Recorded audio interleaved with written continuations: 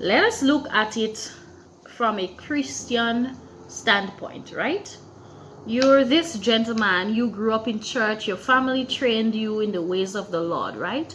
So you know that you're not supposed to be drinking and getting heavily intoxicated to the point where you do not know yourself.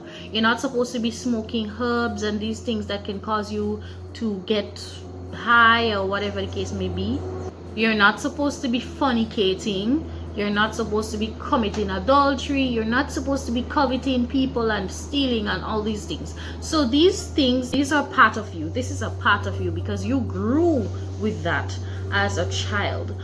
In order for you to let someone into your circle, you have to make sure that this person respects your religious views and your religious standpoints.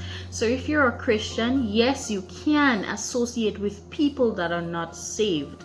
That is our job. Our job is to bring souls to Christ. However, you have to make sure that you are a stronger influence than that person, because if the person is a stronger influence than you, there's a possibility that you may end up losing. You may end up bringing your standards very low, or you may end up doing things that you didn't want to do in the first place, and you may end up sinning or being hurt or looking and feeling embarrassed or feeling ashamed. Because remember, as a Christian, you have these rules. These are the rules that you go by. For someone out there in the world who is not saved, they don't have any rules. They make the rules as they go along. So a lot of things that you may consider a disappointment or a shame, or a breach in your standard may just be like, okay, I'm having fun, I'm partying, or this is just a new chapter in my life. So you have to make sure that you set standards for yourself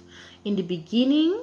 Find people who respect these standards and people who respect you enough to listen to you, to look out for you, and also to give in as much as you put out. So you have to make sure that you acknowledge your behavior, acknowledge whatever it is you're giving the person permission to do in your life. It's not just a one-way thing. It's whatever we accept, that is what we will get. So you have to make sure that your standard is high enough that it cannot be trampled upon anyone that comes into your life. And you also have to make sure that you are considerate and compassionate for others.